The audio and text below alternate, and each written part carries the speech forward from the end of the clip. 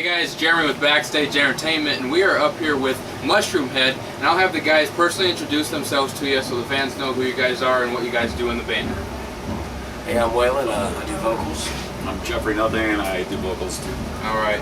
Now you guys have a pretty unique name, and now Jeffrey, I know you've been in the band since the start, so, you know, all these kind of, how the band started, all that kind of stuff, I'm going to direct to you, but like I said, you guys have a unique name. Where did the name really come from? It's the story of the reality of it's kind of boring, so I like to leave it up to the fans more or less to guesstimate where it came from, but if I really said it, it'd be like corny stuff. I don't know. I can tell you if you really want to know. It's from a guy in Gravy's cover band he was in. He had a really dumb haircut. It was like a ball with a rat tail. And he's like, he looked like a mushroom head. Me and Skinny were standing there. It's like, that's the name. The band has 8 members in it. So what's it like? Especially we're at a place called Knickerbockers here in Lincoln, Nebraska. Kind of a smaller venue. Yes. What is it like for 8 guys to get on stage in a smaller place? Oh, well, 8. Tonight we're not even getting the water drums to such a small stage, so we're kind of let down on that. Yeah. I like an intimate crowd. It gives me a chance to get more personal, you know, and then sometimes it's just more fun. I'll get in the crowd in the small place on the street. A big place I won't do it as much, but in a small place, you know, I'm gonna say you're more likely to see some more crazy shit. Exactly. And with those 8 members, each one of you has your own kind of unique name. Waylon is just pretty much your first name, is that right? Yeah. And Jeffrey Nothing, I guess, where did that come from? David Lynch is one of our all-around favorite directors, and Dennis Hopper unfortunately just passed away, but he was in a great movie called Blue Velvet, and Kyle MacLachlan's hiding in Isabella Rossellini's closet, and she's standing there with the knife and goes, "Who are you? What do you want?" And he says, "Jeffrey," and she said, "Jeffrey what?" And he said, "Jeffrey Nothing," and it just always stuck with me. It was the name I wanted to use from the start. Okay. So. But yeah, all the other members have their unique name, and yeah, it's kind of like with Waylon, it was like the Munsters all are these colorful people, and then Marilyn was just Marilyn, and Waylon came in and he was Waylon, and we just went with it. I mean, back in the day when we toured with Dope, Edsel and I were saying we should call him The Way, but we just went with this name. talking about unique, you know, names and all that kind of stuff, you guys have especially a unique look to you. Where did the whole idea, I guess from the start, where did even that come from? We were in 3 or 4 existing straight up normal metal bands in Cleveland, and we didn't want fans to come into the show and be like, oh, it's going to sound just like Mystic or Hatrix or the Spud Monsters or whatever the other band was. And we just went to the point of becoming something else for the shows. And we even had a printer back in the day that did a lot of our shit, and he didn't realize I was in the band, so I guess it was working. Okay, good. So just kind of something else to set you guys apart from other bands. You don't want any misconceptions of what you're going to see or hear, so we just left it completely to the imagination. Yeah. And you guys have been known to actually rejuvenate your look or kind of change it every so often. Is it about every album cycle, or I guess, or where does the new ideas between Double X and 13, all we really do is change the patches on the vest we were wearing as part of the militant look. But with the last couple, we've really kind of gone out of our way to just rebuild the look and make it stretch away from the X-Face a little bit, so it's not matching completely, being a little more to do with our personalities. So. Now, a question kind of for both of you here. I mean, what has it been like the past, you know, how many years you've been in the band? Like, Jeff, you've been in the start, and Waylon, you've been since 2004. Yes. That's right. I guess, what has it taught you guys about the music industry from then until now? It's a hard road. It's hard road, huh? The days of like serious rock stars, other than like, I don't know, Lady Gaga's not a rock star, but she's her own thing. But it's like a lot more minimal as far as the people that really shatter the sales barrier. It's more about selling your merch and putting on shows and making people want to come to see you. It's like a transition period between physical units to digital that's going to take a little while to really get to its place where it's a happy medium right now. It's not really, you sell a lot. I don't know. Hopefully it'll figure itself out sooner than later. Right. And you guys have still been known to be an underground band, I guess. How do you feel about even that status as an underground band? I don't care what you believe. What people say, we're Mushroomhead. That's what we are. Exactly. We're underground, but the underground scene. We're going to do what we want, and it's going to change, and we're going to change. And it's going to evolve and keep evolving. A lot of times fans embrace underground over mainstream a lot. more personally, anyways. So We are no set fashion. No. That's essential. You are Mushroomhead, Yeah. that's what it's all about. Yeah, that's it Exactly. It is what it is. All right, and you guys have recently released your 7th studio album, you know, Beautiful Stories for Ugly Children.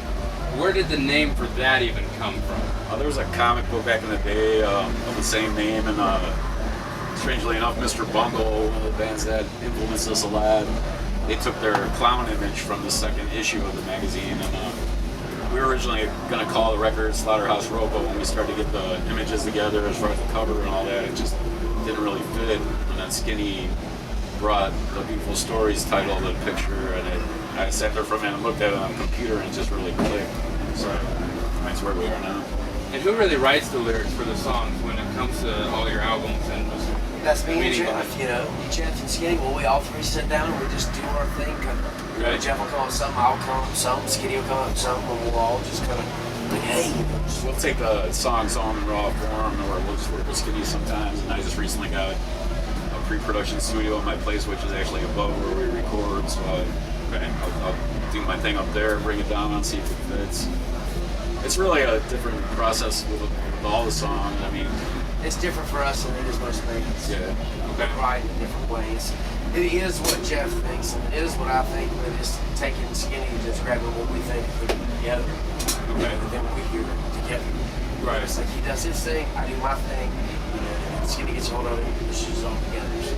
How do you guys think this album is kind of different from your others? It's got a vibe of like 13 and Super Buick, and even somewhat with Save Your Sorrow, but it's still a growth process, and I think we're at our most mature as far as writers right now. And, we really had a vision of what we wanted the band to be when me and Skinny first started, and we brought in Tom and JJ, and we really wanted to just have it be where both singers could straight up sing. And Jay did like hardcore and rap style stuff, but he couldn't really flat out sing, and now we're doing way more of what our original idea was. Okay. It's a lot more fun, really. I mean, I like singing with him too, and I like singing with Waylon, but now we can really push it even further than we ever hoped. Okay, great. Now, one of your hit singles off the new album, Come On, actually has a pretty graphic music video to it. Tell us where that idea even came from, and how do you guys even feel, because it's supposedly banned from TV, is that right? Yeah, I guess, how do you guys feel about that? It really came from our relationship with our most of the time lately director, Dave Greathouse. I mean, he's kind of shot a lot of videos other than Save Us, Embrace the Ending. Skinny did that, and Little Band played the drums for a lot of it. But it was like an idea him and Skinny bounced back and forth between each other. We have access to a lot of cool sets down there with a company that works with Precinct 13. We use their Family's Recycle Center, and it just came to life. And the violence is, I think, really the only part that's really over the top is maybe the switchblade part, which could probably be taken out, could be on TV more, but we left it in its original intent. And you can see things 10 times worse on TV, on CSI, or a lot of those stabbed in shows. a rib. Oh, big whoop. Yeah, exactly. The big money isn't behind it like the network, so of course they're gonna get rid of it if they can. But So you're really sticking to the idea, and I mean, people can still, you guys can check out the music video for Come On YouTube and really see the It's a graphic lot of nature, fun. but It's yeah, Fight Club. it's, like these guys, it's a very unique video.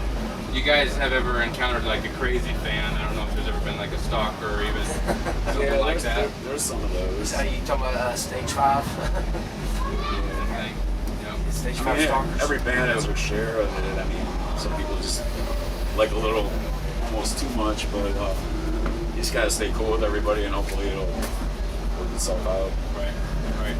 Now, like we mentioned before, you guys have 8 members in the band. Has there ever been any kind of pranks between the band members? Always. Always? Every day. Any good ones that kind of come to mind? Bottles of water being thrown, Back in the bananas. Bananas. I don't know.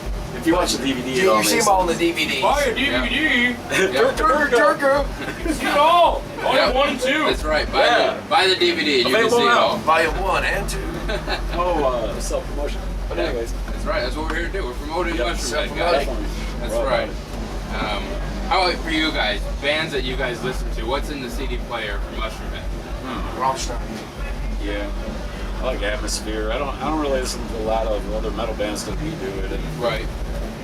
I don't know. I like a lot of electronica stuff, Lamb, Bjork, PJ Harvey. I don't know, obscure stuff that most fans wouldn't probably expect. Right. How about your likes and dislikes about the music industry, maybe even touring, stuff like that? I think a lot of the stuff that's called metal is more pop or rock. And, I don't really listen to radio a lot, but touring's great. I mean, missing home happens sometimes, but it's probably the funnest job you can have. Yeah, exactly. So probably just on tour, maybe one of the dislikes is maybe being away from home, things like Yes. that. The normal, Yeah. answers people give. I mean, we could be a long distance truck driver, which would, to me, get extremely boring. yeah.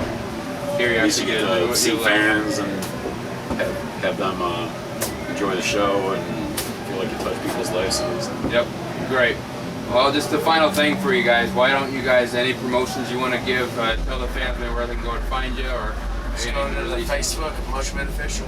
Check us out there. Mushroomhead.com, and I have a solo record coming out, and he's got a side project coming out, and Rick's got his own side Antana. project. Check out Antana. Okay, well, great. Here you guys are again, Mushroomhead. We're in Lincoln, Nebraska. We're about ready to check them out, so you guys should do the same. Come out and sweat with us.